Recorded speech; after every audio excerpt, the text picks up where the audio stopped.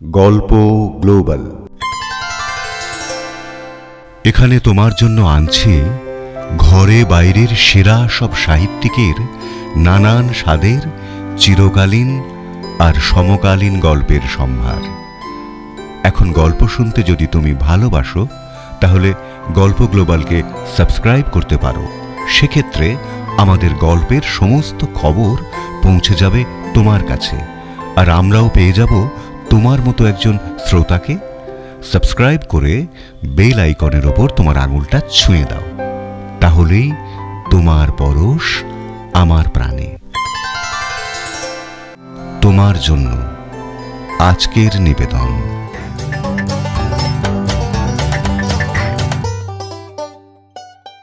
Sherlock হোমসের অভিযানের কাহিনী।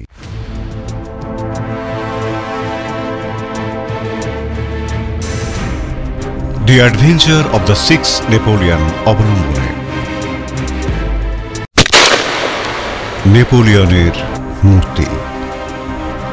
মূল রচনা স্যার আর্থার কনান ডয়েল। রূপান্তর ও প্রযোজনা দীপঙ্কর চট্টোপাধ্যায়। আবহ, শব্দগ্রহণ ও সম্পাদনা অনুপ মুখোপাধ্যায়।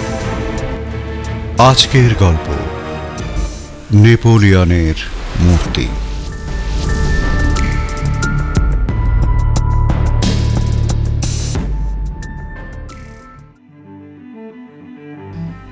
আমাদের বেকার স্ট্রিটের ঘরে মাঝে মধ্যেই স্কটল্যান্ড ইয়ার্ডের মিস্টার লেস্ট্রেড সন্ধ্যের দিকে এসে হাজির হতেন। তার এই আগমন আমাদের কাছে অনভিপ্রেত ছিল না। সে আনত পুলিশ হেডকোয়ার্টার্সের তদন্তের খবরাখবর এবং নিয়ে যেত হোমসের মূল্যবান পরামর্শ ও পর্যবেক্ষণ। সেদিন সন্ধ্যাবেলায় খবরের কাগজে এবং আবহাওয়া সংক্রান্ত মামুলি দু একটা কথাবার্তার পর লেস্ট্রেড চুপ মেরে গেল এবং খুব মন দিয়ে সিগার টানতে লাগলো। হোমস তীক্ষ্ণ দৃষ্টিতে তার দিকে খানিকক্ষণ তাকিয়ে থেকে বলল, হাতে জব্বর কোনো কেস এসেছে মনে হচ্ছে। লেস্ট্রেড বলল, না মানে জব্বর ঠিক নয়, তবে ব্যাপারটা বেশ মজাদার। তাই নাকি? শুনি তাহলে। আসলে ব্যাপারটা এতই অকিঞ্চিতকর যে আপনাকে জানাতে একটু দ্বিধাই হচ্ছিল। যদিও সাধারণ গতের বাইরে যে কোনো বিষয়েই আপনার কৌতূহল উস্কে ওঠে আমি জানি, তবুও এই ব্যাপারটা আমার মনে হয় আমাদের দুজনের থেকেও ডক্টর ওয়াটসনের আওতাতে বেশি করে পড়া উচিত। লেস্ট্রেড হাসতে হাসতে কথাটা বলে আমার দিকে তাকালো। আমি বললাম, কোনো রোগের ব্যাপার নাকি? উন্মাদ রোগ, এছাড়া আর কি বা বলবো। আপনি কি ভাবতে পারেন ডক্টর ওয়াটসন এই আজকের দিনেও নেপোলিয়নের প্রতি চরম বিদ্বেষ নিয়ে কোনো মানুষ দিন কাটাচ্ছে? আমি বললাম, ব্যাপারটা কি একটু খোলসা করেই বলুন না মিস্টার লেস্ট্রেড। এই বদ্ধ উন্মাদ লোকটা নেপোলিয়নের মূর্তি যেখানেই দেখছে আছড়ে ভেঙে ফেলছে। হোমস চেয়ারের ওপর শরীর এলিয়ে দিয়ে বলল, না, এসব ব্যাপারে আমার কোনো মাথা ব্যথা নেই। ঠিক, আমারও কোনো মাথা ব্যথা ছিল না, কিন্তু কি করব বলুন, লোকটা যখন নেপোলিয়নের ওপরে আক্রোশে অন্য লোকেদের কাছ থেকে মূর্তি চুরি করে নিয়ে ভাঙতে শুরু করেছে, তখন তো কেসটা আর শুধু ডাক্তারের আওতায় থাকছে না, পুলিশকেও মাঠে নামতে হচ্ছে। হোমস এবার একটু নড়ে চড়ে বসল। চুরি? তাহলে তো ব্যাপারটা ইন্টারেস্টিং মনে হচ্ছে। খুলেই বলো তো শুনি।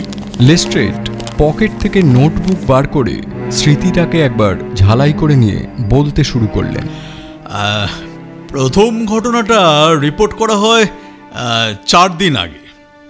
ঘটনাটা ঘটেছিল মস হাডসনের দোকানে, স্ট্যাচু আর ছবি বিক্রির দোকান, কেনিংটন রোডের ওপর। সেদিন দোকানের সেলসম্যান সামনের কাউন্টার ছেড়ে কিছুক্ষণের জন্য দোকানের পিছন দিকটায় গিয়েছিল। হঠাৎ সে একটা জোরালো শব্দ শুনতে পেয়ে প্রায় সঙ্গে সঙ্গে ছুটে আসে।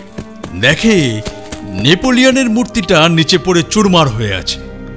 কাউন্টারের উপর কিন্তু একই সঙ্গে আরো অনেক মূর্তি রাখা ছিল। সেলসম্যান তৎক্ষণাৎ দৌড়ে রাস্তায় বেরিয়ে আসে, কিন্তু তেমন সন্দেহজনক কাউকে দেখতে পায় না। 2 জন পথচারী জানালো যে তারা দোকান থেকে একটা লোককে ছুটে বেরিয়ে যেতে দেখেছে, তবে তার চেহারার বর্ণনা কেউই দিতে পারল না। সবাই ভাবলো এটা কোনো বজ্জাত লোকের কুকীর্তি। এমন ঘটনা মাঝে মধ্যে তো ঘটেই থাকে। সুতরাং বিটের কনস্টেবলকে রিপোর্ট করেই তারা ক্ষান্ত হলো। জিনিসটার দামও যেহেতু কয়েক সেলিংয়ের বেশি নয়, ছাঁচে তোলা প্লাস্টারের একটা মূর্তি মাত্র, তাই এ নিয়ে বিশেষ তদন্ত করার কথা কেউই ভাবল না।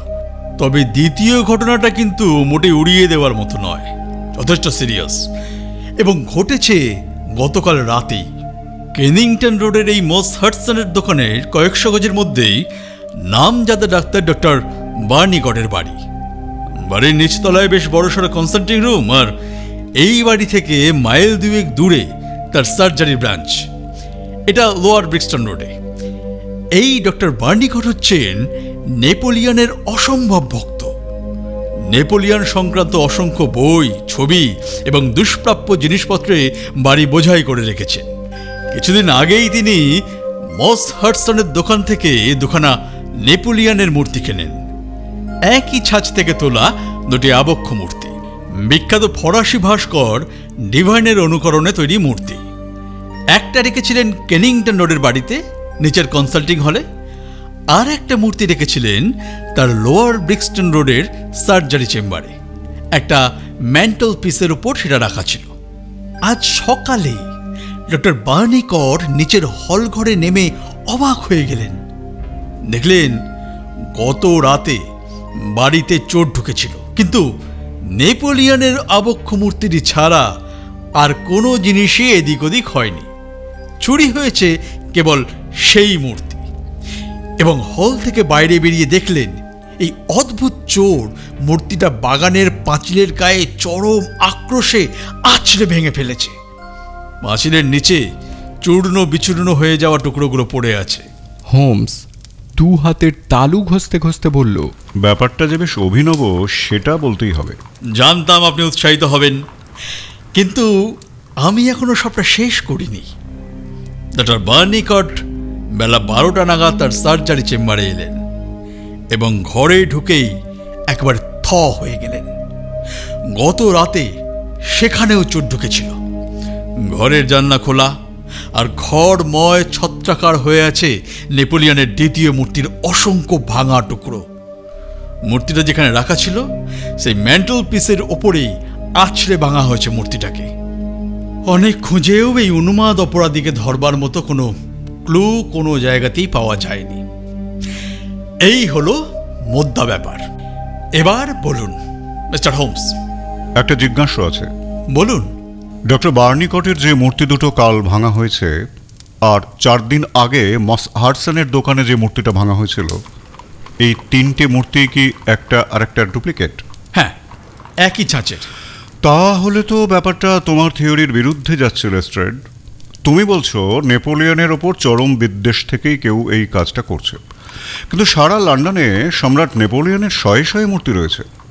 তার মধ্যে ঠিক এই একই ছাঁচের 3টে আবক্ষ মূর্তি পরপর ভেঙে ফেলাটা একটু অস্বাভাবিক নয় কি? কোইন্সিডেন্স? না না, আমি অন্তত ব্যাপারটাকে কাকতালীয় বলতে রাজি নই লেস্ট্রেড। এই ব্যাপারটা আমিও ভেবেছিলাম মিস্টার হোমস, কিন্তু আর একটা জিনিসও এখানে ভাববার আছে।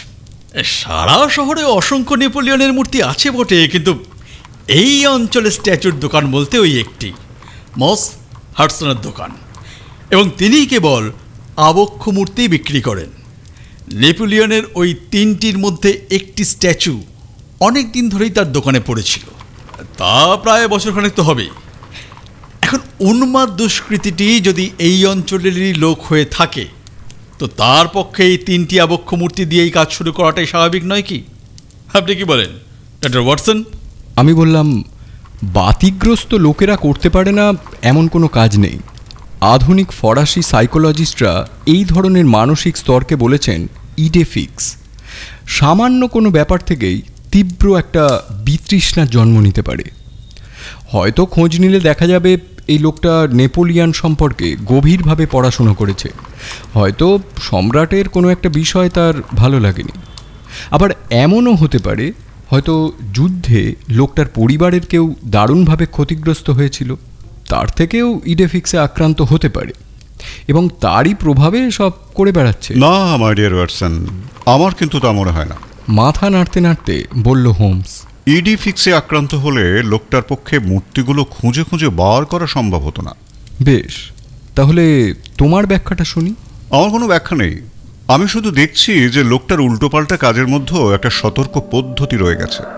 যেমন ধরো, ডক্টর বার্নিকটের হল থেকে মূর্তিটা নিয়ে সে বাগানের দেওয়ালে মেরে ভেঙেছে। ঘরের ভেতরে ভাঙলে শব্দ শুনে বাড়ির লোক জেগে যেতে পারত। আবার সার্জারি চেম্বারের মূর্তিটা কিন্তু সে ঘরের ভেতরেই ভেঙেছে, কারণ সেখানে কোনো লোক থাকে না।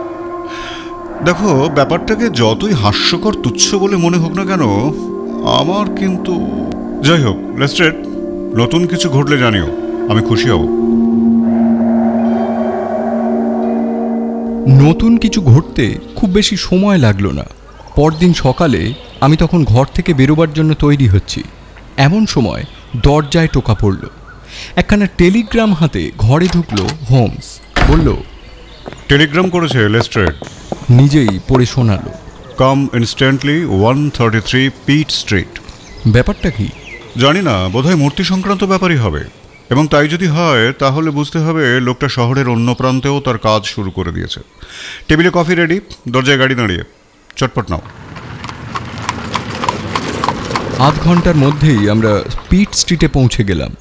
ছোট্ট শান্ত জায়গাটা লন্ডনের প্রাণোচ্ছল জীবনধারার পাশেই যেন একটা নিস্তরঙ্গ স্থির জলাশয়। 131 নম্বর রোয়ের বাড়িগুলো সবকটাই বেশ সাদামাটা, গম্ভীর মুখ। গাড়ি থেকে নেমেই দেখতে পেলাম বাড়ির রেলিং ঘেঁষে কৌতূহলী জনতার ভিড়। হোমস বলল, কি ব্যাপার বলো তো ওয়াটসন? জানলা দিয়ে লেস্ট্রেড আমাদের দেখতে পেয়ে বাইরে বেরিয়ে এলো। আমরা ঘরের ভেতরে ঢুকলাম। ড্রেসিং গাউন পরা একজন বয়স্ক মানুষ অত্যন্ত উদ্বিগ্ন মুখে ঘরের এ মাথা থেকে ও মাথা পর্যন্ত হেঁটে বেড়াচ্ছেন। ইনি বাড়ির মালিক, মিস্টার হরিস হারকার, সেন্ট্রাল প্রেস সিন্ডিকেটের রিপোর্টার। আলাপ করিয়ে দিয়ে লেস্ট্রেড বলল, আবার নেপোলিয়নের মূর্তি। মিস্টার হোমস, আপনি বলেছিলেন নতুন কিছু ঘটলে জানাতে, তাই আপনাকে টেলিগ্রাম করেছি। ঘটনা এখন গুরুতর মোড় নিয়েছে। যেমন? খুন। মিস্টার হারকার, ঘটনাটা ঠিক কি ঘটেছিল সেটা এদেরকে কি আপনি আরেকবার বলবেন? ড্রেসিং গাউন পরা প্রৌঢ় বিষণ্ণ মুখে আমাদের দিকে তাকালেন। অদ্ভুত কাণ্ড, বুঝলেন? ভদ্রলোক বলতে শুরু করলেন, সারা জীবন অন্য লোকেদের খবর জোগাড় করে বেরিয়েছি, এখন আমি নিজেই খবরের কেন্দ্রবিন্দু হয়ে দাঁড়িয়েছি। আমি এতটাই বিভ্রান্ত হয়ে পড়েছি যে কোনো কথাই ঠিক গুছিয়ে বলে উঠতে পারছি না। অথচ একজন সাংবাদিক হিসেবে আমার উচিত নিজেরই একটা ইন্টারভিউ নিয়ে সান্ধ্য দৈনিকগুলোতে স্টোরি করা। সে যাই হোক, আমি আপনার নাম শুনেছি মিস্টার শার্লক হোমস। আমি চেষ্টা করছি যতটা সম্ভব গুছিয়ে ব্যাপারটা আপনাকে বলার। হোমস একটা চেয়ার টেনে নিয়ে মনোযোগী হয়ে বসল। আমার মনে হচ্ছে যত কাণ্ড ওই নেপোলিয়নের আবক্ষ মূর্তিটাকে ঘিরেই। স্টেশন রোডের হার্ডিন ব্রাদার্সের দোকান থেকে মাস চারেক আগে মূর্তিটা কিনেছিলাম। কাল রাতে ওপরের ঘরে বসে আমি কাজ করছিলাম। লেখালেখির কাজটা আমি সাধারণত রাতেই করি, অনেক সময় রাত ভোর হয়ে যায়। কাল তখন প্রায় রাত 3টে হবে। নিচের সিঁড়িতে কিসের যেন একটা শব্দ শুনতে পেলাম। কান খাড়া করে চুপচাপ কিছুক্ষণ অপেক্ষা করে রইলাম, কিন্তু আর কিছুই শুনতে পেলাম না। সুতরাং ভাবলাম ওটা বাইরের কোনো আওয়াজ। এর ঠিক মিনিট 5 পরেই হঠাৎ একটা বীভৎস আর্তচিৎকার শুনে আমার শরীরের রক্ত একেবারে জল হয়ে গেল। এমন ভয়ঙ্কর আর্তনাদ আমি জীবনে কখনো শুনিনি। এখনো যেন আওয়াজটা কানে বাজছে। প্রায় মিনিট 2 মতো ভয়ে নিথর হয়ে রইলাম। তারপরেই আগুন খোঁচানো রডটা নিয়ে নিচে নেমে এলাম। এই ঘরে ঢুকেই দেখলাম ঘরের জানলা হাট করে খোলা।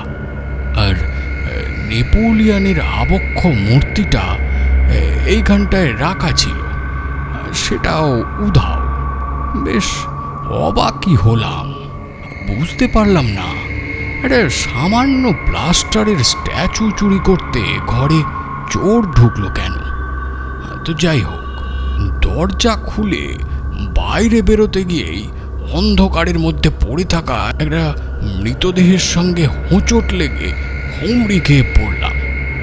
কোনো রকমে উঠে দৌড়ে গিয়ে আলো এনে দেখলাম রক্তের স্রোত বয়ে যাচ্ছে, তার উপর পড়ে আছে মৃতদেহটা। গলাটা ধারালো অস্ত্রের আঘাতে হাঁ হয়ে আছে, মুখ খোলা, চোখ দুটো যেন টিকড়ে বেরিয়ে আসছে, পা দুটো ভাঁজ হয়ে রয়েছে। দৃশ্যটা এখনো ভুলতে পারছি না মিস্টার হোমস। পুলিশ হুইসেলটা কাছেই ছিল, সেটাতে ফু দেওয়ার সঙ্গে সঙ্গেই জ্ঞান হারিয়ে ফেললাম, আর কিছুই জানি না। যখন চোখ খুললাম দেখলাম পুলিশের লোক। হোমস জিজ্ঞাসা করল, খুনটা হলো কে? লেস্ট্রেড বলল, তার পরিচয় এখনও পর্যন্ত জানা যায়নি, তবে মর্গে বডি রাখা আছে, আপনি চাইলে দেখতে পারেন। লম্বা চওড়া, শক্ত সমর্থ শরীর, বয়স 30-এর বেশি হবে না, জামাকাপড় সস্তা দামের, তবে ঠিক শ্রমিক বলে মনে হয় না। মৃতদেহের পাশেই একটা হাড়ের বাঁটওয়ালা ছুরি পাওয়া গেছে। এখন সেটা খুনের নাকি নিহত লোকটিরই তা বলতে পারবো না। পকেটে পাওয়া গেছে একটা অ্যাপেল, কিছুটা সরু দড়ি, সস্তা দামের একটা লন্ডনের ম্যাপ আর একটা ফটোগ্রাফ। ফটোগ্রাফ? হ্যাঁ, এই যে দেখুন। আমিও দেখলাম ছবিটা, একটা ছোট ক্যামেরার স্ন্যাপশট। চোখা চেহারা, সতর্ক দৃষ্টি, মোটা ভুরু, মুখের নিচের দিকের অংশটা বন মানুষের মতো সামনে ঠেলে এসেছে। ছবিটা মন দিয়ে দেখে হোমস বলল, আর মূর্তিটা? আপনি আসার ঠিক আগেই খবর পেলাম ক্যাম্পডেন হাউস রোডে একটা ফাঁকা বাড়ির সামনে বাগানের ভেতর ভাঙাচোরা টুকরোগুলো পাওয়া গেছে। এখন সেখানেই যাব, আপনিও যাবেন তো? অবশ্যই, কিন্তু তার আগে 1 মিনিট, এই জায়গাটায় একটু চোখ বুলিয়ে নেই। কার্পেট এবং জানলার কাজটা ভালো করে পরীক্ষা করে নিয়ে হোমস বলল, হয় তার লম্বা লম্বা পা অথবা বেশ চনমনে। এখান থেকে জানলা পর্যন্ত কোনো পায়ের ছাপ কিন্তু নেই। মিস্টার হারকার, যাবেন নাকি আপনার মূর্তির ভগ্নাংশগুলো দেখতে? হতোদ্যম সাংবাদিক লেখার টেবিলে গিয়ে বসে বললেন, না মশাই, এখন 2 কলম লেখার চেষ্টা করতে হবে। যদিও এতক্ষণ নিশ্চয়ই সবকটা কাগজেই বিস্তারিত খবর বেরিয়ে গেছে, একমাত্র আমার কাগজেই এ বিষয়ে কোনো খবর যায়নি, অথচ খুনটা ঘটল আমারই দোরগোড়ায়। ঘর ছেড়ে বেরিয়ে আসতে আসতেই শুনতে পেলাম কাগজ আর পেনের ঘসঘসানি। মূর্তিটা যে ফাঁকা বাড়িটার সামনে ভাঙা হয়েছে সেটা মিস্টার হারকারের বাড়ির থেকে খুব একটা দূরে নয়। এই প্রথম সচক্ষে সম্রাটের চূর্ণ বিচূর্ণ খণ্ডগুলো দেখলাম। মনের ভেতর কতটা ঘৃণা পুষে রাখলে যে এভাবে একটা মূর্তিকে ভেঙে চুরমার করে ফেলা যায় তা আন্দাজ করতে অসুবিধে হয় না। টুকরোগুলো ঘাসের ওপর চতুর্দিকে ছড়িয়েছিল। হোমস তার ভেতর থেকে কতগুলো তুলে তুলে খুঁটিয়ে দেখতে লাগলো। ওর আভাব দেখে বেশ বুঝতে পারলাম কিছু একটা ক্লু পেয়েছেও। লেস্ট্রেড জিজ্ঞেস করলো, কিছু পেলেন? এখনো অনেকটা পথ বাকি, তবে তবে কিছু ইঙ্গিত তো পাওয়া যাচ্ছে। দুষ্কৃতী যে মূর্তিটার দখল নিতে মানুষ খুন করতেও পিছপা নয় সেটা তো বোঝাই গেল। আর একটা লক্ষণীয় বিষয় হচ্ছে মূর্তিটা সে কোথায় গিয়ে ভাঙছে। মূর্তি ভাঙাই যদি তার একমাত্র উদ্দেশ্য হবে, তাহলে ঘর থেকে বেরিয়েই ভাঙল না কেন? নিহত লোকটার সঙ্গে দেখা হয়ে যাওয়াটাই হয়তো কারণ। ঠিক এই বাড়িটার বাগানে এসেই ভাঙল কেন? ফাঁকা বাড়ি, কারোর কিছু দেখে ফেলার বা শুনে ফেলার সম্ভাবনা নেই, তাই নিশ্চিন্তে কাজ সেরেছে। মিস্টার হারকারের বাড়ি থেকে বেরিয়ে এখানে আসার আগে আরও একটা ফাঁকা বাড়ি কিন্তু আছে, লক্ষ্য করেছো নিশ্চয়ই। সেখানে না গিয়ে এখানে এলো কেন? চোরাই মাল নিয়ে এতটা হেঁটে আসবে কেন? লেস্ট্রেড মাথা চুলকে বলল, কেন? হোমস পাঁচিলের গায়ে বাতি স্তম্ভের আলোটার দিকে ইঙ্গিত করে বলল, যেটা করতে চাইছে সেটা এখানে ভালোভাবে দেখতে পাবে বলে। লেস্ট্রেড লাফিয়ে উঠে বলল, ঠিক ঠিক ঠিক, মিস্টার বার্নিকটের বাড়িতেও মূর্তিটার ভাঙা টুকরোগুলো পাওয়া গিয়েছিল বাগানের লাল আলোর নিচে। এরপরেই একটু যেন মিইয়ে গিয়ে বলল, কিন্তু মিস্টার হোমস, এই তথ্যটা জেনে আমরা করবোটা কি? এখন মনে রাখবে, পরে কাজেও লাগতে পারে। কিন্তু তুমি এখন কি করতে চাইছো বলো? আমার মতে এখন প্রথম কাজ হচ্ছে নিহত লোকটাকে শনাক্ত করা এবং তার সাঙ্গপাঙ্গদের খুঁজে বার করা। তাদের সঙ্গে কথা বললেই বোঝা যাবে গতকাল রাতে লোকটা মিস্টার হারকারের বাড়িতে কেন গিয়েছিল এবং সেখানে কার সঙ্গে তার দেখা হয়েছিল, কার হাতেই বা সে খুন হলো। এইভাবেই এগোনো উচিত বলে তো মনে হয়। নিঃসন্দেহে তাই, তবে আমার পথটা একটু আলাদা হবে। আপনি কিভাবে এগোতে চাইছেন? না, সেটা বলে আমি তোমাকে প্রভাবিত করতে চাই না। তার চাইতে এক কাজ করা যাক, তুমি তোমার মতো এগো, আমি আমার মতো। এরপর দুজন দুজনের সঙ্গে কথা বলে নিলে এক রাস্তায় পৌঁছানো যাবে। খুব ভালো, তাহলে এটাই করা হোক। আর হ্যাঁ, তুমি যদি এখন আবার পিট স্ট্রিটে ফিরে যাও, তাহলে মিস্টার হরিস হারকারকে বলবে কাল রাতে যে একজন বদ্ধ, উন্মাদ এবং অত্যন্ত বিপজ্জনক নেপোলিয়ন বিদ্বেষী লোক তার বাড়িতে একজনকে খুন করে রেখে গেছে, সে বিষয়ে আমাদের কোনো সন্দেহ নেই। আমার দৃঢ় বিশ্বাস লোকটা তার মানসিক ভারসাম্য হারিয়ে ফেলেছে। এইটা জানলে ভদ্রলোকের আর্টিকেল লিখতে সুবিধা হবে। লেস্ট্রেড অবিশ্বাসের সুরে বলল, আপনি সত্যিই তাই বিশ্বাস করেন নাকি? হোমস মুচকি হেসে বলল, করি না? তাহলে হয়তো তাই, কিন্তু আমি নিশ্চিত যা বললাম সেটা শুনলে মিস্টার হারকার তো বটেই, তার পত্রিকার পাঠকেরাও খুশি হবে। চলো ওয়াটসন, অনেকগুলো কাজ পড়ে আছে। লেস্ট্রেড, এই ছবিটা আপাতত আমার কাছে রাখছি। সন্ধ্যে 6টা নাগাদ যদি একবার বেকার স্ট্রিট আসতে পারো খুশি হব। আমি আর হোমস হাই স্ট্রিট ধরে হাঁটতে লাগলাম। থামলাম হার্ডিং ব্রাদার্সের সামনে এসে। এই দোকান থেকেই প্রৌঢ় সাংবাদিক নেপোলিয়নের মূর্তিটা কিনেছিলেন। দোকানে একজন অল্প বয়সী কর্মচারী বসেছিল।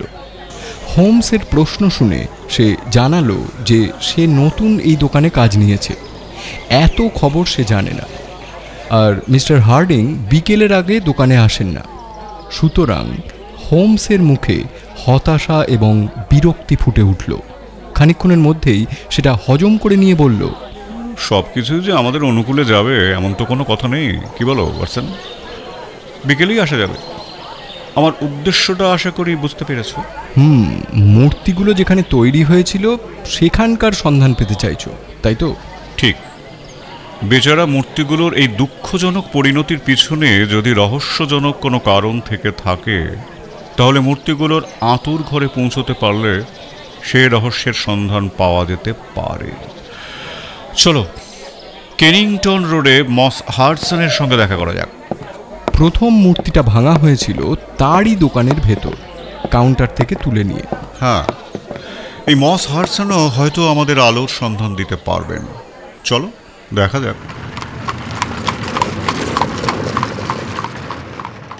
একটা গাড়ি নিয়ে ঘণ্টাখানেকের মধ্যেই ছবি এবং মূর্তি ব্যবসায়ী মস হাডসনের দোকানে পৌঁছে গেলাম।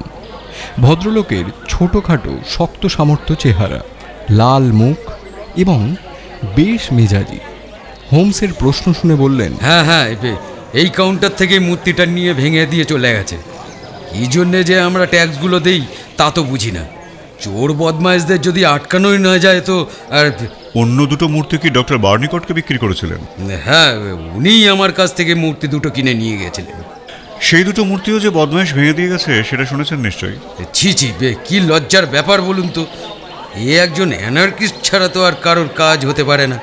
এই মূর্তিগুলো আপনি আনিয়েছিলেন কোথা থেকে? তার সঙ্গে এইসব ভাঙাভাঙির কী বা সম্পর্ক? তবুও যখন শুনতে চাইছেন, এগুলো আমি কিনেছিলাম গেল্ডার অ্যান্ড কোম্পানি থেকে। স্ট্রেপনির চার্চ স্ট্রিটে ওদের ওয়ার্কশপ। নামজাদা কোম্পানি, 20 বছর ধরে এই ব্যবসাই করে আসছে। নেপোলিয়ন আর আবক্ষ মূর্তি 3টে আমি ওখান থেকেই আনি। আপনি কি মোট 3টে মূর্তি কিনেছিলেন? হ্যাঁ, 2টো বিক্রি করেছিলাম ডক্টর বার্নিকটকে, আর একটা তো দিনের আলোতেই দোকানে বদমাসটা ঢুকে ভেঙে দিয়ে গেল। এই ফটোগ্রাফের লোকটাকে চেনেন? দেখুন তো। নিহত ব্যক্তির পকেট থেকে পাওয়া ফটোগ্রাফটা হোমস মিস্টার হাডসনকে দেখালো। আলগা চোখ বুলিয়েই ভদ্রলোক বললেন, না না বে, এরকম কোনো লোককে আমি চিনি না। তারপরেই থমকে গিয়ে বললেন, আরে দাঁড়ান দাঁড়ান, এ তো বেপো, লোকটা ইটালিয়ান, ঠিকই কাজ করে। আমার এখানেও কাজ করে গেছে, আমার দোকানের জন্য বেশ উপযুক্ত ছিল। ছবি এবং মূর্তির কাজ টুকটাক জানতো। ওই মূর্তি ভাঙার ঘটনাটা যেদিন ঘটে তার 2 দিন আগে ও চলে গিয়েছিল। তারপর থেকে তাকে আর দেখিনি। সে এসেছিল কোথা থেকে? তা বলতে পারবো না। কোথা থেকে এসেছিল বা কোথায় গেছে তা আমার জানা নেই। তবে লোকটা যতদিন আমার এখানে ছিল আমি ওর মধ্যে খারাপ কিছু দেখিনি। দোকান থেকে বেরিয়ে এসে হোমস বলল, যাক, 10 মাইল গাড়ি চড়ে আসাটা বৃথা গেল না, কি বলো পারছেন? যা যা চাইছিলাম সবই জানা হয়ে গেল। বেশ, এবার যাওয়া যাক স্টেপ নিতে। গোল্ডার অ্যান্ড কোম্পানি, মূর্তিগুলো সেখানেই তৈরি হয়েছিল। যেতে যেতে হোমস বলল, দেখো ওয়াটসন, এই গোল্ডার অ্যান্ড কোম্পানিতে গিয়ে যদি দরকারি কোনো খবর না পাওয়া যায়, আমি তাহলে কিন্তু খুব বিস্মিত হব। গাড়ি ছুটছে দ্রুত গতিতে। একে একে লন্ডনের বিভিন্ন ঘাঁটি পেরিয়ে অবশেষে আমাদের কাঙ্ক্ষিত জায়গায় এসে পৌঁছলাম। নদী তীরবর্তী একটা খোলামেলা শহর। একসময় বড়লোক ব্যবসায়ীদের বসবাস ছিল এখানে। এখন গড়ে উঠেছে বড় বড় মূর্তি তৈরির কারখানা। গেন্ডার অ্যান্ড কোম্পানিতে পৌঁছে দেখলাম বাইরের দিকটায় অসংখ্য মূর্তি থরে থরে রাখা আছে। সেটা পেরিয়ে এসে একটা বিশাল বড় হলঘর। সেখানে প্রায় 50 কারিগর নানান ধরনের কাজ করে চলেছেন। কেউ খোদাই করছেন, কেউ ছাঁচ গড়ছেন, কেউ বা ছাঁচ ঢালছেন, কেউ আবার রং ধরাচ্ছেন। ম্যানেজার ভদ্রলোকটি একজন বিশাল দেহী জার্মান। আমাদের খাতির করে বসালেন। হোমসের সমস্ত প্রশ্নের উত্তরও দিয়ে গেলেন। রেকর্ড বুক খুলে তিনি বললেন, আপনি যে মূর্তির কথা বলছেন, ডিভাইনের গড়া ওই মূর্তির মাথার ছাঁচ থেকে এ যাবৎ কয়েকশো মূর্তি করা হয়েছে। বছরখানেক আগে যে 6টা মূর্তি একই লটে তৈরি হয়েছিল, তার মধ্যে 3টে পাঠানো হয়েছিল মস হাডসনকে, আর বাকি 3টে গেছিল হার্ডিং ব্রাদার্সের দোকানে। হ্যাঁ, এই একই ছাঁচ থেকে আগের ব্যাচের যে মূর্তিগুলো তৈরি হয়েছিল তার সঙ্গে এই 6টা মূর্তির তো কোনো তফাৎ থাকার কথা নয়। একই ছাঁচ থেকে নেওয়া মূর্তি। তাহলে বছরখানেক আগে তৈরি ওই বিশেষ ব্যাচের 6টা মূর্তিকেই আক্রমণের লক্ষ্যবস্তু করার কারণ কি হতে পারে বলে আপনার মনে হয়? আমার তো ব্যাপারটা বেশ মজাদারই মনে হচ্ছে মশাই। এ নির্ঘাত কোনো পাগলের কাণ্ড কারখানা। এই মূর্তিগুলোর পাইকারি দাম 6 শিলিং, খুচরো কিনলে বড় জোর ডবল হবে। এই মূর্তিগুলো তৈরি হয় কিভাবে? একই পদ্ধতি।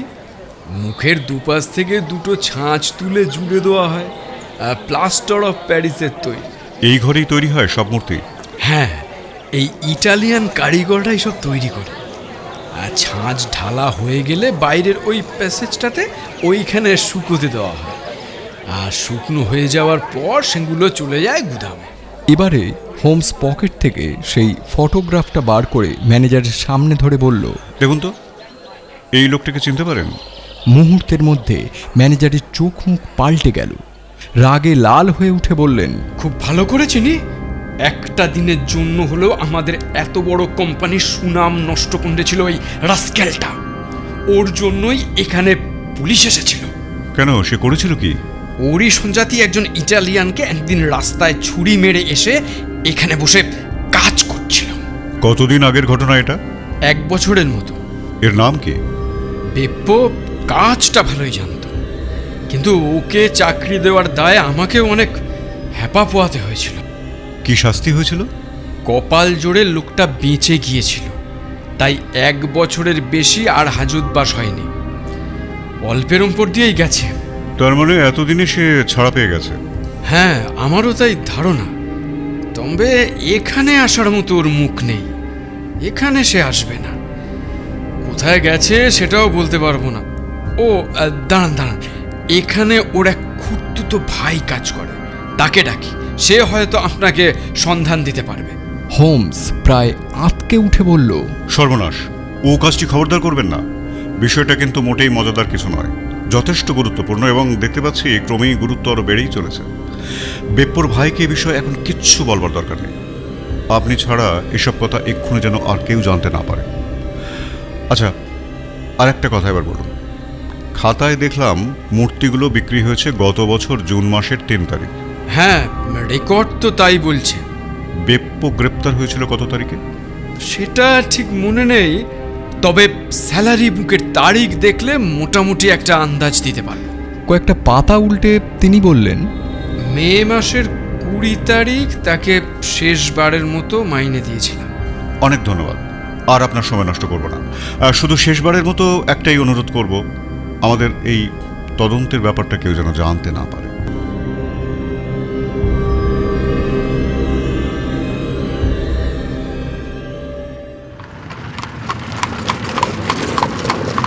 এখান থেকে বেরিয়ে আবার রওনা দিলাম ফিরতি পথে। দুপুরের খাওয়ার সুযোগ যখন পেলাম তখন প্রায় বিকেল। একটা রেস্তোরাঁয় ঢুকে কোনো রকমের লাঞ্চ সারলাম দুজনে। ঢোকার পথেই খবরের কাগজে মোটা হেডিং চোখে পড়ল, কেনিংস্টনে কেলেঙ্কারি, পাগলের হাতে মানুষ খুন। খবরটার ওপর চোখ বুলিয়ে নিয়ে বুঝতে পারলাম মিস্টার হরেস হারকার শেষ পর্যন্ত তার সাংবাদিকের দায়িত্বটুকু পালন করতে সক্ষম হয়েছেন।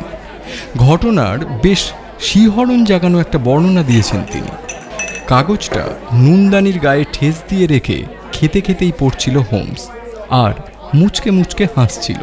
একসময় বলল, চমৎকার হয়েছে ওয়াটসন, সব ঠিকঠাক। এই জায়গাটা শোনো।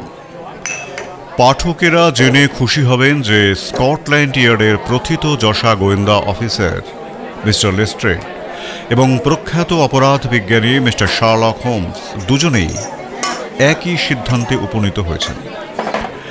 এই ঘটনাবলী এবং পরিশেষে হত্যা কোনো পূর্বপরিকল্পিত ছকে ঘটেনি, কোনো মানসিক ভারসাম্যহীন বদ্ধ উন্মাদের কীর্তি। এছাড়া আর কোনোভাবেই যে একে ব্যাখ্যা করা যায় না, এ ব্যাপারে ওদের দুজনেরই কোনো দ্বিমত নেই। কি বুঝলে ওয়াটসন? প্রেস হচ্ছে অত্যন্ত মূল্যবান একটা হাতিয়ার, যদি তুমি তাকে ঠিক করে ব্যবহার করতে পারো। এখন যদি তোমার খাওয়া হয়ে গিয়ে থাকে তো ওঠো। কেনসিংটনে হার্ডিং ব্রাদার্সের ম্যানেজার কি বলেন শোনা যাক।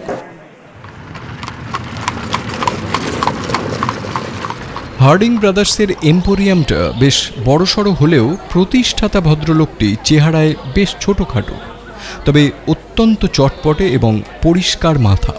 হোমসের প্রশ্নের উত্তরে বললেন, হ্যাঁ স্যার, সন্ধ্যে দৈনিকে খবরটা পড়েছি আমি। মিস্টার হরেস হারকার আমার একজন কাস্টমার। কয়েক মাস আগে আমার ওই মূর্তিটা তাকে আমি বেচেছিলাম। স্টেফনির গিল্ডার অ্যান্ড কোং থেকে ওই রকম 3টে নেপোলিয়নের মূর্তি আমরা অর্ডার করেছিলাম, সবকটাই বিক্রি হয়ে গেছে। বাকি দুটো মূর্তি কাকে কাকে বিক্রি করেছিলেন বলতে পারেন? হ্যাঁ, লেজার বুক দেখে আমি এখনই বলে দিচ্ছি। সেলস বুক বার করে সেটা দেখে নিয়ে বললেন, বাকি দুটোর একটা কিনেছিলেন জোশিয়া ব্রাউন। ঠিকানা? মিস্টার ব্রাউনের ঠিকানা লেবারনান লজ, লেবারনান ভেল, চিজউইক। আর একটা বেঁচেছিলাম মিস্টার স্যান্ডি ফোর্ডকে, ঠিকানা লোয়ার গ্রোভ রোড। আচ্ছা, এই ফটোগ্রাফটা দেখুন তো, চেনেন? এরকম কদাকার মুখ আমি জীবনে দেখিনি, দেখলে নিশ্চয়ই মনে থাকতো। আপনার স্টাফদের মধ্যে কি ইটালিয়ান কেউ আছেন? হ্যাঁ, বেশ কয়েকজনই তো আছে। তারা কি আপনার এই সেলস বুক খুলে দেখতে পারে? তারা যে কাজ করে তাদের লেজার বুক দেখার প্রয়োজন পড়ে না, তবে ইচ্ছে করলে দেখতে পারে বই কি। ধন্যবাদ, আপনার সঙ্গে কথা বলে অনেক উপকার হলো। বুঝতে পারছি, খুবই অস্বাভাবিক ঘটনা। নতুন কিছু ঘটলে কিন্তু জানাবেন স্যার। নিশ্চয়ই। কথা বলতে বলতেই হোমস কিছু কিছু বিষয় নোট করে নিচ্ছিল।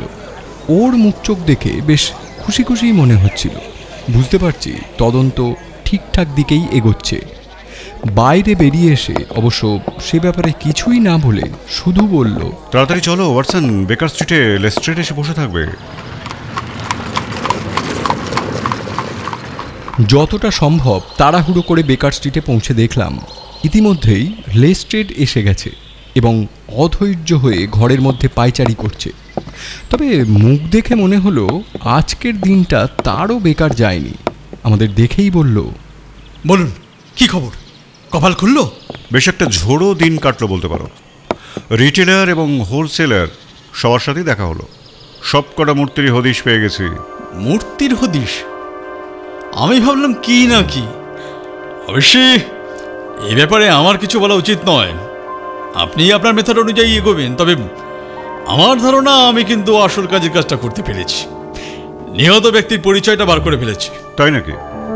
এবং খুনের কারণটাও বুঝে ফেলেছি। চমৎকার, শুনি একবার। আমাদের একজন সহকর্মী ইন্সপেক্টর হিল ইটালিয়ানদের সম্পর্কে বিশেষ খোঁজ খবর রাখে। মৃত লোকটার গায়ের রং এবং তার গলায় ক্যাথলিক এমব্লেম দেখে প্রথমেই মনে হয়েছিল লোকটা দক্ষিণাঞ্চলের। ইন্সপেক্টর হিল মৃতদেহ দেখে চিনতে পারল লোকটার নাম পেত্রো ভেনাস্তি, নেপলসের লোক। লন্ডনের কুখ্যাত মাফিয়াদের সঙ্গে যোগাযোগ আছে। এরপর আর বুঝতে কি কিছু বাকি থাকে? যেমন খুনি ও নির্ঘাত একজন মাফিয়া দলেরই সভ্য, এবং যে কোনো কারণেই হোক সে দলের নিয়ম ভেঙেছিল। ফলে পিত্রকে পাঠানো হয়েছিল তাকে চরম শাস্তি দিয়ে পৃথিবী থেকে সরিয়ে দিতে। সেই জন্যই তার পকেটে ছিল ফটোগ্রাফ, যাতে নিয়ম ভঙ্গকারীকে চিনতে না ভুল হয়। লোকটা পিত্রকে ফলো করে এসে একটা বাড়িতে ঢুকতে দেখল। এটা দেখার পর সে দরজার বাইরে পিত্রর ফেরার অপেক্ষায় লুকিয়ে দাঁড়িয়ে রইল। তারপর যেটা ঘটল সেটা তো আমাদের সবারই জানা। ধস্তাধস্তি এবং খুন করতে এসে লোকটা নিজেই খুন হয়ে গেল। এবার বলুন মিস্টার হোমস, ব্যাখ্যাটা কেমন? হোমস হাততালি দিয়ে বলল, চমৎকার, অসাধারণ, কোনো কথাই হবে না। শুধু মূর্তি ভাঙার বিষয়টাই তোমার ব্যাখ্যায় ঠাঁই পেল না, এটাই যে বলার। মূর্তি? ওহ মিস্টার হোমস, মূর্তি ব্যাপারটা দেখছি আপনি কিছুতেই মাথা থেকে তাড়াতে পারছেন না। আরে ওটা একটা সামান্য ছিচকে চুরির অপরাধ, বড়জোর 6 মাসের জেল। মূর্তির কথা বাদ দিয়ে এখন খুনের ব্যাপারটা নিয়ে মাথা ঘামানো উচিত। সব করার সূত্রই আমার হাতে চলে এসেছে। তাহলে তোমার পরের প্রোগ্রাম? খুবই সহজ। এলকে সঙ্গে নিয়ে ইটালিয়ান কোয়ার্টারে যাব, ফটোগ্রাফের সঙ্গে মিলিয়ে লোকটাকে খুঁজে বার করব এবং খুনের অপরাধে গ্রেপ্তার করব। আপনি কি যাবেন আমাদের সঙ্গে? হ্যাঁ? না, সেটা বোধহয় সম্ভব হবে না। তবে আমার ধারণা আরও একটু সহজ পথেই আমরা কাজটা করে ফেলতে পারি। খুব বেশি খোলসা করে এখন বলা সম্ভব নয়, কারণ ব্যাপারটা এমন একটা ঘটনার উপর নির্ভর করছে যেটা পুরোপুরি আমার হাতে নেই। তবে আমি কিন্তু খুব আশাবাদী, এমনকি তোমার সঙ্গে বাজিও ধরতে পারি। তুমি যদি আজ রাতের অভিযানে আমাদের সঙ্গে আসতে পারো লেস্ট্রেড, খুনিকে হাতে নাতেই ধরতে পারবে বলে আমার বিশ্বাস। ইটালিয়ান কোয়ার্টারে? না, বরং চিজ উইকের একটা ঠিকানায় তাকে পাওয়ার সম্ভাবনা বেশি বলেই আমার ধারণা। আজ রাতে যদি তুমি আমার সঙ্গে চিজ উইক যাও, তাহলে কথা দিচ্ছি কাল আমি তোমার সঙ্গে অবশ্যই ইটালিয়ান কোয়ার্টারে যাব। ওয়াটসন, তুমি ততক্ষণে একটা কাজ করো, একটা জরুরি চিঠি পাঠাতে হবে। চটপট কাউকে ডেকে একটা ব্যবস্থা করে ফেলো তো।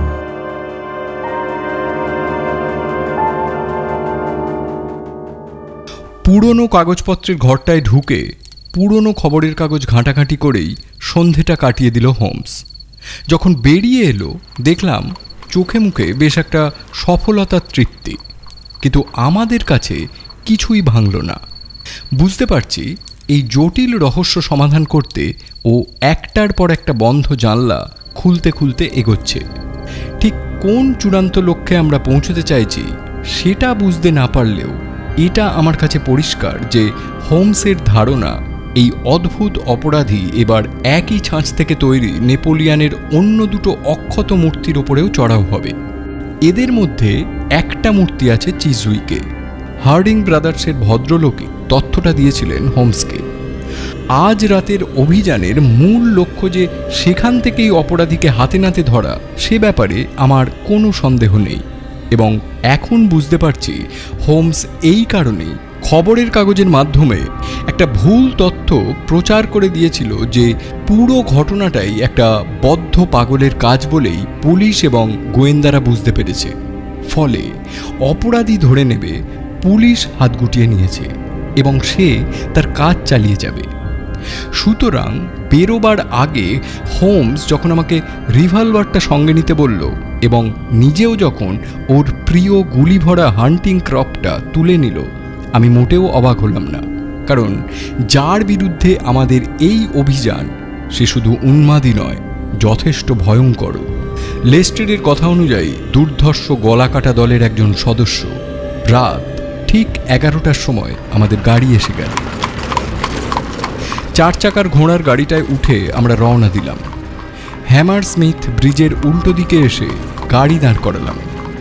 গাড়ি থেকে নেমে গাড়িকে এখানেই অপেক্ষা করতে বলে খানিকটা হেঁটে এসে একটা নিরিবিলি নির্জন রাস্তায় পড়লাম। রাস্তার দুপাশে সুন্দর বাড়িগুলো নিঝুম দাঁড়িয়ে আছে। এরই একটা গেটের ফলকে স্ট্রিট ল্যাম্পের আলোয় দেখতে পেলাম লেখা রয়েছে লেবার্নান ভিলা, অর্থাৎ মিস্টার ব্রাউনের বাড়ি। এই নাম এবং ঠিকানাই পেয়েছিলাম হার্ডিং ব্রাদার্সের থেকে। বাড়ির লোকজন নিশ্চয়ই শুয়ে পড়েছে। হলের দরজার সামনে মৃদু আলোটাই শুধু জ্বলছে। তার গোলাকার ছটায় বাগানের রাস্তাটা দেখা যাচ্ছে। বাড়ির সামনের লন কাঠের বেড়া দিয়ে ঘেরা। রাস্তার আলোয় তার ঘন ছায়া পড়েছে লনের ওপর। সেই ছায়ার ভেতরেই আমরা 3 জন মিশে গেলাম। হোমস ফিসফিস করে বলল, কতক্ষণ অপেক্ষা করতে হবে জানি না, কপাল ভালো যে বৃষ্টিটা হচ্ছে না। সময় কাটাবার জন্য ধূমপানও করার উপায় নেই, তবে কষ্টটা বৃথা যাবে বলে মনে হয় না। শেষ পর্যন্ত যতটা ভাবা হয়েছিল ততটা অপেক্ষা করতে হলো না। হঠাৎ করেই প্রতীক্ষার অবসান ঘটে গেল। একেবারে নিঃশব্দেই বলা যায় বাগানের গেট খুলে গেল। আমরা সতর্ক হবারও বিন্দুমাত্র সময় পেলাম না। দরজার ওপর থেকে আসা মৃদু আলোর আভায় দেখতে পেলাম খর্বকায় কালো ছায়ার মতো একটা শরীর বাঁদরের মতো ক্ষিপ্র গতিতে লন পার হয়ে বাড়ির অন্ধকার ছায়ার ভিতরে অদৃশ্য হয়ে গেল। এরপর দীর্ঘ বিরতি। রুদ্ধশ্বাসে বসে রইলাম আমরা। কিছুক্ষণ পরেই মৃদু একটা ক্যাচ ক্যাচ শব্দ শোনা গেল। জানলার পাল্লা ধীরে ধীরে খুলে যাচ্ছে। আবার দীর্ঘক্ষণ সব চুপচাপ। লোকটা এখন ঢুকে পড়েছে বাড়ির ভিতরে। চকিতে ডার্ক লণ্ঠনের আলোর ঝলক চোখে পড়ল। যা খুঁজছিল নিশ্চয়ই সে ঘরে পেল না, কারণ ডার্ক লণ্ঠন সরে গিয়ে আবার অন্য একটা ঘরে ঝলকে উঠল। সেখান থেকে আর একটা ঘরে। চাপা গলায় লেস্ট্রেড বলল, খোলা জানলাটা নিচে গিয়ে বসা যাক, বেরোলেই ধরে ফেলবো। কিন্তু আমরা নড়বার আগেই সে বেরিয়ে এলো। মৃদু আলোর কাছাকাছি আসতেই দেখলাম তার বগল দাবায় একটা সাদা বস্তু। চারদিকটা একবার চোখ বুলিয়ে নিল। নিস্তব্ধ নিঝুম রাস্তার দিকে তাকিয়ে একটু যেন আশ্বস্ত হলো। এরপর আমাদের দিকে পিছন ফিরে হাতের বোঝাটা নিচে নামালো। পর মুহূর্তেই কানে এলো ভাঙার শব্দ। টুকরো টুকরো হয়ে কিছু ছড়িয়ে পড়ল চারিদিকে। লোকটা তার কাজে এতটাই মনোযোগী ছিল যে ঘাসের ওপর দিয়ে পা টিপে টিপে আমাদের এগিয়ে যাওয়ার শব্দ তার কানে পৌঁছল না। হোমস বাঘের মতো লাফিয়ে পড়ল লোকটার ঘাড়ে। প্রায় সঙ্গে সঙ্গেই আমি আর লেস্ট্রেড গিয়ে তার কবজি চেপে ধরে হাতকড়া পরিয়ে দিলাম। হ্যাঁচকা টানে তার মুখটা ঘুরিয়ে আলোর দিকে ধরলাম। কদাকার বিভৎস সেই মুখ আমাদের দিকে আগুনে দৃষ্টি হেনে ছটফট করতে লাগলো। এক নজরেই বুঝতে পারলাম ফটোগ্রাফের সেই মুখ। কিন্তু লক্ষ্য করলাম এই মুহূর্তের হোমসের মনোযোগ বন্দি লোকটার দিকে আর নেই। সে দরজার আলোর সামনে হাঁটু গেড়ে বসে গভীর মনোযোগের সঙ্গে যা পরীক্ষা করছে তা এই লোকটাই বাড়ির ভেতর থেকে নিয়ে এসে ভেঙেছিল। নেপোলিয়ানের আবক্ষ মূর্তি। সকালে যেমন যেমন দেখেছিলাম মিস্টার হারকারের বাড়ির মূর্তিটার মতোই ভাঙা টুকরোগুলো ছড়িয়ে আছে। হোমস প্রত্যেকটা টুকরো তুলে তুলে অত্যন্ত তীক্ষ্ণ দৃষ্টিতে কি যে দেখছিল তা ওই জানে। কিন্তু শেষ পর্যন্ত কোনো টুকরোটাই বোধহয় ওর মনে ধরল না। দেখা শেষ করে যখন উঠে দাঁড়িয়েছে ঠিক তখনই হলের আলো জ্বলে উঠল। ঘরের দরজা খুলে বেরিয়ে এলেন হাসি খুশি গোলগাল চেহারার এক ভদ্রলোক। পরনে শার্ট আর ট্রাউজার্স। ইনি এ বাড়ির মালিক। Mister Josiah Brown? হ্যাঁ স্যার, আপনি তার মানে মিস্টার শার্লক হোমস। আপনার চিঠি আমি পেয়েছি এবং যেমন যেমন বলেছিলেন ঠিক তেমন তেমন করেছি। প্রত্যেকটা প্রত্যেকটা দরজাই ভেতর থেকে তালা বন্ধ করে দিয়ে অপেক্ষা করছিলাম। এদিকে লেস্ট্রেড তার খতরনাক খুনি আসামিকে গারদে না ঢোকানো পর্যন্ত নিশ্চিন্ত হতে পারছিল না। তাই কিছুক্ষণের মধ্যেই গাড়িটা আনিয়ে নেওয়া হলো এবং আমরা পাড়ি দিলাম লন্ডনের উদ্দেশ্যে। পুলিশ স্টেশনে নিয়ে গিয়ে লোকটার দেহ তল্লাশ করে কয়েকটা সিলিং আর দুমুখো একটা ছুরি পাওয়া গেল। ছোড়াটার গায়ে ছিল রক্তের দাগ এবং সেটা খুব বেশি পুরনো নয়। লেস্ট্রেড বলল, তাহলে ঝামেলা মিটে গেল মিস্টার হোমস। হিল এদের সম্পর্কে অনেক খোঁজ খবর রাখে, বাকি কাজটা সেই করে ফেলবে। আমার মাফিয়া থিওরি যে নির্ভুল সেটা ঠিক প্রমাণ হয়ে যাবে। তবে লোকটাকে ধরে দেওয়ার জন্য আমি আপনার কাছে সত্যিই কৃতজ্ঞ মিস্টার হোমস। কি করে যে বুঝলেন সেটা আমার মাথায় অবশ্য এখনো ঢোকেনি। সে ব্যাখ্যা করার উপযুক্ত সময় এখন নয়, অনেকটা রাত হয়ে গেছে। তাছাড়া দু একটা কাজ এখনো বাকি আছে। কিছু কিছু কেস থাকে জানো তো, যেগুলোর একেবারে শেষ পর্যন্ত না দেখতে পারলে ঠিক মন ওঠে না। কাল সন্ধেবেলায় সময় করে যদি আর একবার ওখানে আসতে পারো, আমি নিশ্চিত তোমাকে বুঝিয়ে দিতে পারবো যে এই কেসের আসল অর্থটাই তুমি এখনো পর্যন্ত বুঝে উঠতে পারোনি। চলো হোয়াটসঅ্যাপ। পরদিন সন্ধে ঠিক 6টায় লেস্ট্রেড চলে এলো বেকার স্ট্রিটে।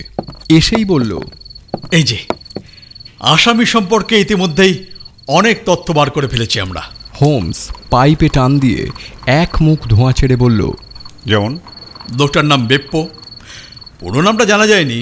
বেপ্পো নামে ইটালিয়ান কলোনির সবাই তাকে চেনে। লোকটা একজন দক্ষ ভাস্কর, চমৎকার ইংরেজি জানে।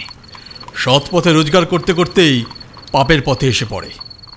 দুবার হাজতবাসও হয়ে গেছে। একবার ছিচকে চুরি, আর একবার নিজেরই জাত ভাইকে ছুরি মেরে 1 বছরের জন্য জেলে গিয়েছিল। তবে মূর্তি ভাঙার কারণ জানা যায়নি। এই ব্যাপারে সে একেবারে নিশ্চুপ, কোনো কথাই বলেনি। তবে পুলিশ একটা তথ্য আবিষ্কার করেছে।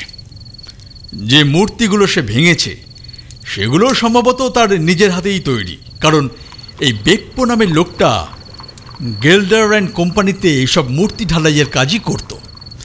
এই হলো আসামি সম্পর্কে এ যাবৎ আমাদের পাওয়া খবরাখবর। হোমস খুবই মনোযোগী ভঙ্গিতে লেস্ট্রেডের কথা শুনে যাচ্ছিল, কিন্তু আমি ওকে খুব ভালো করেই চিনি বলেই বুঝতে পারছি ও ভেতরে ভেতরে অন্য একটা কিছুর প্রতীক্ষা করছে। অবশেষে নিচেই বেল বাজার শব্দ শুনে চেয়ারের ওপর নড়ে চড়ে বসল। দু চোখে খুশির ঝিলিক লক্ষ্য করলাম।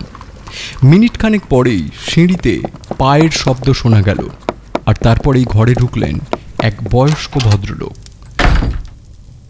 লাল মুখ, কাঁচা পাকা জুলফি, হাতের ব্যাগটা টেবিলের ওপর রেখে বললেন, শার্লক হোমস আছেন? মাথা ঝুঁকিয়ে হাসি হাসি মুখ করে শার্লক বলল, মিস্টার স্যান্ডিফোর্ড, রিডিং থেকে আসছেন তো? হ্যাঁ স্যার, আপনার চিঠিটাও আমি সঙ্গে এনেছি।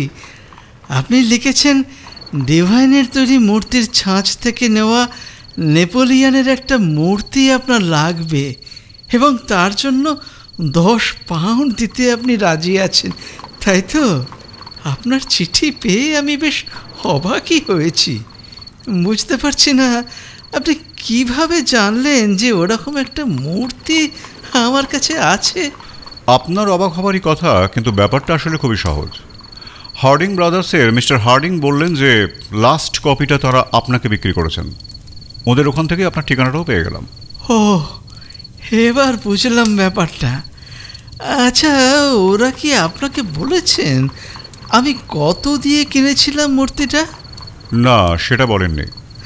বেশ, কিন্তু আমি আপনাকে বলছি, আমি গরিব লোক হলেও অসৎ নই। মূর্তিটা আমি কিনেছিলাম মাত্র 15 সিলিং দিয়ে। আপনি আমাকে 10 পাউন্ড দিতে চাইছেন বলেই মনে হলো। আসল দামটাও আপনার জানা দরকার। আপনার সততাকে সম্মান জানিয়েই বলছি মিস্টার স্যান্ডিফোর্ড, আমি 10 পাউন্ড দেব বলেই কথা দিয়েছিলাম। এখনও আমার কথার নড়চড় হবে না। বেশ বেশ, মূর্তি আমি নিয়েই এসেছি, এই ব্যাগেই আছে। প্রৌঢ় ভদ্রলোক পুরনো আমলের কার্পেটের ব্যাগটা খুলে মূর্তিটা বার করে টেবিলের ওপর রাখলেন। এ যাবৎ শুধু ভাঙা টুকরোই দেখেছি, এই প্রথম অক্ষত অবস্থায় গোটা মূর্তিটা চাক্ষুষ করবার সুযোগ ঘটল। হোমস পকেট থেকে একটা কাগজ আর 10 পাউন্ডের একটা নোট বার করে টেবিলে রেখে বলল, মিস্টার স্যান্ডিফোর্ড, এই দুজন সাক্ষী রইলেন। এই কাগজটায় আপনি দয়া করে একটা সই করে দিন। এতে লেখা আছে যে মূর্তিটার ওপর সম্পূর্ণ অধিকার এখন আমার। এটুকুই। আসলে আমি সঠিক পদ্ধতিতে কাজ করতেই ভালোবাসি। সইটা করতে বলছি কারণ পরে কি ঘটবে না ঘটবে সে তো আর আপনি জানেন না। ভদ্রলোক সই করে দিলেন। হোমস বলল, ধন্যবাদ, টাকাটা নিন। শুভ সন্ধ্যা।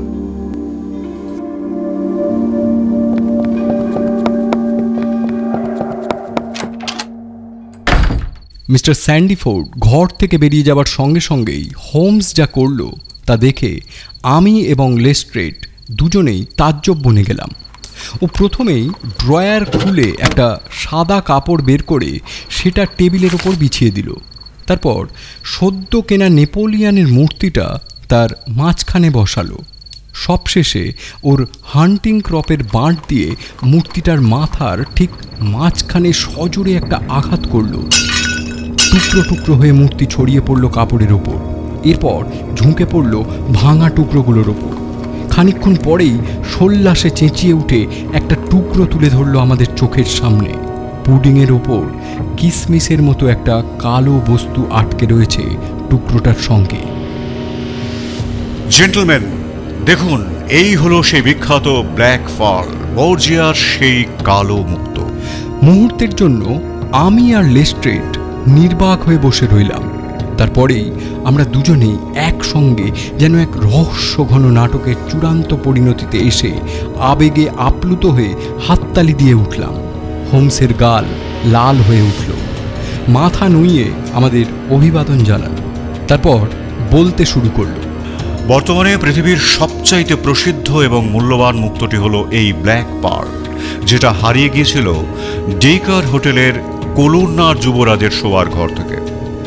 সৌভাগ্যক্রমে সেই মুক্ত আজ খুঁজে পাওয়া গেল গিল্ডার অ্যান্ড কোম্পানির তৈরি নেপোলিয়নের ৬ষ্ঠতম মূর্তির ভেতর থেকে। লেস্ট্রেড উত্তেজিত হয়ে বলে উঠল, আমার মনে আছে মিস্টার হোমস, মুক্তটা হারাবার পর দারুণ শোরগোল পড়ে গিয়েছিল। আমাদের সব চেষ্টা ব্যর্থ হয়েছিল, কিছুই করতে পারিনি। আমার কাছ থেকেও পরামর্শ চাওয়া হয়েছিল, কিন্তু আমিও বিষয়টার ওপর কোনো রকম আলোকপাত করতে পারিনি। সন্দেহ এসে পড়েছিল যুবরানীর একজন ইটালিয়ান চাকরানির ওপর। জানা গিয়েছিল লন্ডনে তার একজন ভাইও আছে, কিন্তু এই ভাই বোনের মধ্যে কোনো যোগসূত্র তখন পাওয়া যায়নি। সেই পরিচারিকাটির নাম ছিল লুক্রেতিয়া ভেনাসি। দুদিন আগে যে খুন হয়েছে সেই পিত্র ভেনাসি যে এই লুক্রেতিয়ার ভাই, সে ব্যাপারে আমার কোনো সন্দেহ নেই। পুরনো কাগজ ঘেঁটে দেখলাম মুক্তটা উধাও হয়েছিল ছুরি মারার অপরাধে বেপ্পো গ্রেপ্তার হওয়ার ঠিক 2 দিন আগে। বেপ্পোকে যখন গ্রেপ্তার করা হয়েছিল সেই সময়টাতেই গোল্ডার অ্যান্ড কোম্পানিতে 6খানা নেপোলিয়নের মূর্তি তৈরি হচ্ছিল। সিকোয়েন্সটা একবার মিলিয়ে দেখো। আমাকে অবশ্য উল্টো দিক থেকেই ঘটনাগুলো মেলাতে হয়েছে। মুক্তটা ছিল বেপ্পোর কাছেই। কিভাবে ওটা তার হাতে এলো তা অবশ্য জানি না। হয় পিত্রর কাছ থেকে চুরি করেছে, অথবা এই মুক্ত অপহরণের কাজে পিত্র তার সঙ্গীও হতে পারে। হয়তো পিত্র, লুক্রেতিয়া এবং বেপ্পো এই 3 জনের যোগ সাজসেই কাজটা হয়েছে। মোদ্দা কথাটা হলো মুক্তটা ছিল বেপ্পোর কাছে, এবং সেই সময়ই পুলিশের তাড়া খেয়ে সে এসে ঢোকে তার কারখানায়, গোল্ডার অ্যান্ড কোম্পানিতে। সে জানত ধরা পড়লে মুক্ত তার হাতছাড়া হয়ে যাবে। যা করার পুলিশ এসে পড়ার আগেই করে ফেলতে হবে। মুহূর্তের মধ্যে যে অভিনব বুদ্ধিটা খাটালো তার তারিফ না করে কিন্তু পারা যায় না। নেপোলিয়নের 6টা মূর্তি শুকোতে দেওয়া হয়েছিল বাইরে। প্লাস্টার তখনও নরম ছিল। ওরই একটার মধ্যে ফুটো করে ঢুকিয়ে দিল মুক্তটা। তারপর নিপুণ হাতের 2-1টা টানে ফুটো করা জায়গাটাও মিলিয়ে দিল। 6টা মূর্তির মধ্যে কোনো তফাৎ বোঝার আর উপায় রইল না। আমি বললাম, এরপর বেপ্পোর 1 বছর কারাদণ্ড হয়ে গেল, আর মূর্তিগুলো ছড়িয়ে পড়ল লন্ডনের বিভিন্ন জায়গায়। এবং ওই 6টা মূর্তির ঠিক কোনটার মধ্যে যে মুক্তটা আছে সেটা বোঝার কোনো উপায় রইল না। বুঝতে গেলে সেগুলো একটা একটা করে ভেঙে ভেঙেই দেখতে হবে। লেস্ট্রেড আমতা আমতা করে বলল, তার মানে মূর্তি ভাঙাটা নেপোলিয়ান বিদ্বেষ বা উন্মাদের কারবার নয়? এটা আমি প্রথম থেকেই বুঝেছিলাম। মূর্তি ভাঙার উদ্দেশ্য অন্য কিছু, নইলে একই ধরনের মূর্তি সে ভাঙত না।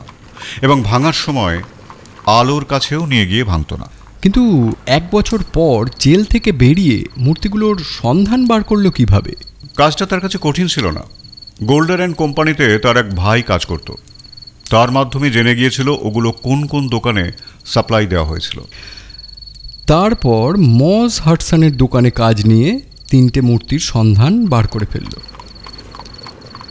এই তো চমৎকার ধরেছ। কিন্তু সে 3টের মধ্যে মুক্ত পাওয়া গেল না। এরপর হার্ডিং ব্রাদার্সের ইতালিয়ান কর্মচারীদের সাথে যোগসাজশ করে বাকি 3টে মূর্তির সন্ধানও বার করে ফেলল। কাছাকাছির মধ্যে ছিল হরকারেরটা। প্রথম অভিযানটা চালালো সেখানেই, এবং ওখানেই তাকে ফলো করে ধরল পেত্র। মুক্ত নিয়ে দুজনের মধ্যে কথা কাটাকাটি, ধস্তাধস্তি। তারপর শেষ পরিণতিটা তো আমরা সবাই জানি, খুন হয়ে গেল পেত্র।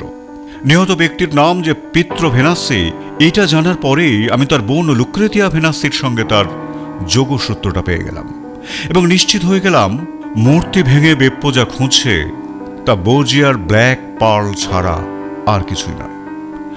আমরা ধাওয়া করেছি সেই কালো মুক্তরি পেছনে। তবে হরকারের বাড়ির মূর্তি ভেঙে সে মুক্ত পেয়েছিল কিনা সেটা আমি বুঝতে পারিনি। যদি না পেয়ে থাকে তবে বাকি 2টো মূর্তিও সে ভাঙবে। সেক্ষেত্রে লন্ডনে যেটা আছে সেটার ওপরেই চড়াও হবে আগে, এবং খুব বেশি দেরি সে করতে চাইবে না, কারণ একটা খুন হয়ে যাওয়ার পর পুলিশ নড়েচড়ে বসবে। বাড়ির মালিককে সাবধান করে দিয়ে রাতে ফাঁদ পাতলাম। লেস্ট্রেড পেয়ে গেল পেত্রর খনিকে, এবং আমি নিশ্চিত হয়ে গেলাম যে আমাদের কাঙ্ক্ষিত মুক্তটি আছে রিডিংয়ে মিস্টার স্যান্ডি ফোর্ডের কেনা মূর্তিটার ভেতরেই। তাকে চিঠি লিখে আনিয়ে নিলাম, সে তো তোমরা চোখের সামনে দেখলে, এবং তার ফলস্বরূপ ব্ল্যাক পার্ল চলে এলো আমাদের হাতে।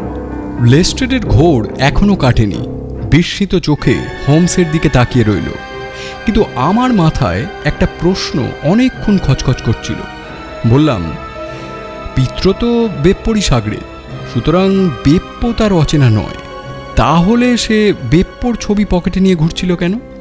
মাই ডিয়ার ওয়াটসন, কারণটা অত্যন্ত সহজ। কোনো একজন মানুষকে খুঁজে বার করতে হলে লোকজনের কাছে তার চেহারার বর্ণনা দেওয়ার চাইতে ছবি দেখিয়ে খোঁজ করাটাই সুবিধাজনক নয় কি? লেস্ট্রেড কাঁচুমাচু মুখ করে বলল, তার মানে আমার মাফিয়া যোগাযোগের থিওরিটা সম্পূর্ণ ভ্রান্ত। আমি তো গতকালই তোমাকে বলেছিলাম লেস্ট্রেড, এই কেসের মূল ব্যাপারটাই তুমি ধরতে পারোনি। লেস্ট্রেড কিন্তু হোমসের তাচ্ছিল্য গায়ে না মেখে উঠে দাঁড়িয়ে হোমসের দিকে তার হাতটা বাড়িয়ে দিয়ে বলল, আপনার জন্য আমরা গর্বিত মিস্টার শার্লক হোমস। হোমসও তৎক্ষণাৎ উঠে দাঁড়িয়ে মাথাটা সামান্য ঝুঁকিয়ে লেস্ট্রেডের বাড়িয়ে দেওয়া হাতটা গভীরভাবে ঝাঁকিয়ে দিল।